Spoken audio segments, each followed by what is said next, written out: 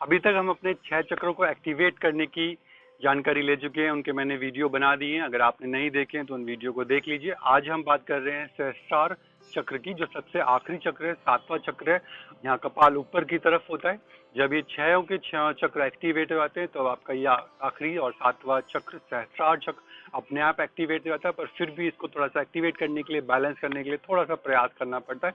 तो उसी को रखते हुए मैं आपको आज 3 आसन बताऊंगा और क्या आपको खाना चाहिए मैं वो बताऊंगा। इससे पहले की वीडियो आप जरूर देख लीजिए, जिससे कि आपको बाकी जो 6 चक्र है उनके बारे में भी जानकारी मिल जाए और कौन से चक्र के लिए कौन से आसन है उसके बारे में आप जान सकें। उससे पहले अगर आपने अभी तक मेरे चैनल को सब्सक्राइब नहीं किया तो सबसे पहले मेरे चैनल को सब्सक्राइब कर लीजिए, क्योंकि बहुत ही जल्द मैं और इनके चक्र के बारे में डिटेल वीडियो बनाऊंगा जो कि रिलेटेड होगा नवरात्राओं से, कि नवरात्राओं में हमें किस तरीके से हर एक दिन के लिए कौन से चक्र को एक्टिवेट करना चाहिए, जिससे कि हमारी चक्रों को भेदने की साधना पूरी हो सके। तो चलिए शुरू करते हैं। तो सबसे पहले बात करते हैं आसनों की। 3 आसन है, तो उसमें से पहला आसन हम बताएंगे आपको करना ही है कि अपने दोनों पैरों में से जो आपका ये राइट लेग है उसको आप नीचे से लेके आएंगे और लेफ्ट लेग को आप ऊपर की ओर लेके आएंगे। जैसे कि हम कुछ गोमुख आसन में बैठते हैं उस तरीके से, बस इसमें ये आपको हाथ ऊपर नहीं लेने, हाथ आपको दोनों नमस्कार की मुद्रा में लेंगे।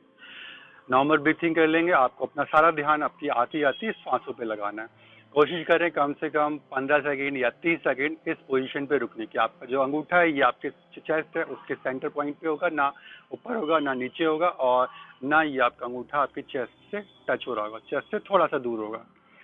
नॉर्मल ब्रीथिंग रहेगी। 30 सेकेंड या 15 सेकेंड पूरा करने के बाद जो आपने टाइम फिक्स किया उसके बाद अपने पैरों की पोजीशन चेंज कर लेंगे।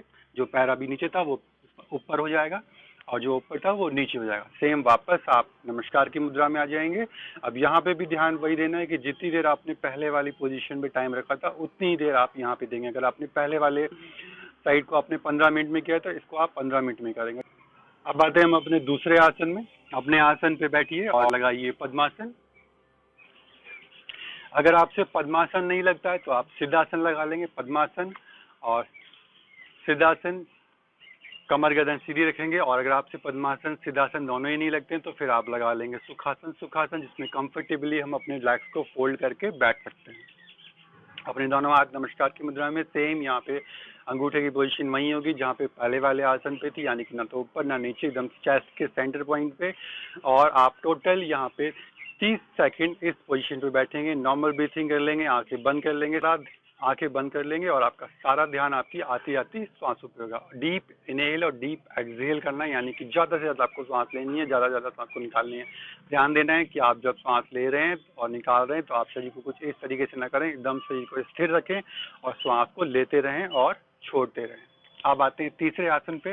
अपना पद्मासन खोल लेंगे और अपने आसन पे पीठ के बल लेट जाएंगे।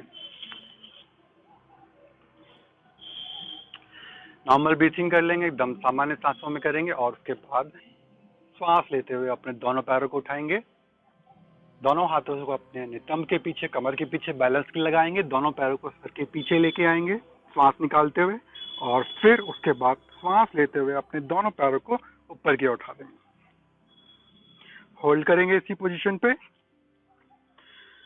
टोटल 30 सेकंड, क्योंकि आपने पहला आसन और दूसरा आसन 30 सेकंड के लिए किया है। 30 सेकंड अब आप इसमें होल्ड करेंगे और समय पूरा होने के बाद वापस सांस निकालते हुए दोनों पैर पीछे, श्वास लेते हुए धीरे धीरे बैकबोन को लगाएंगे आसन से। कुछ सेकंड यहाँ होल्ड करेंगे और फिर दोनों पैर एक साथ धीरे धीरे नीचे। तो इस तरीके से हमारे 3 आसन हो गए। अब बात करते हैं आपको क्या खाना चाहिए, क्या आपका आहार होना चाहिए। तो बहुत ही आसान सा है, फ्रीली अवेलेबल है। आपको सिर्फ और सिर्फ फ्रेश एयर इनहेल एक्सहेल करनी है।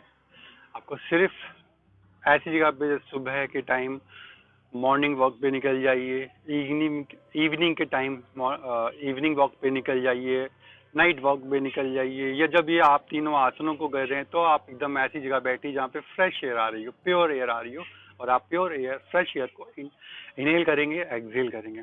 तो ये बहुत ही आसान सी प्रक्रिया है। और इससे पहले के 6 आसन और इससे पहले के जो 6 चक्र हैं उनके बारे में भी मैं वीडियोस में बता चुका हूँ। ये आखिरी वीडियो था आखिरी चक्र के लिए, सहस्त्रार चक्र के लिए। तो उम्मीद करता हूँ कि आपको ये सारी जानकारी समझ में आ गई होगी। और फिर भी अगर आपका कोई सवाल है तो आप कमेंट बॉक्स पे कमेंट करके पूछ सकते हैं। धन्यवाद।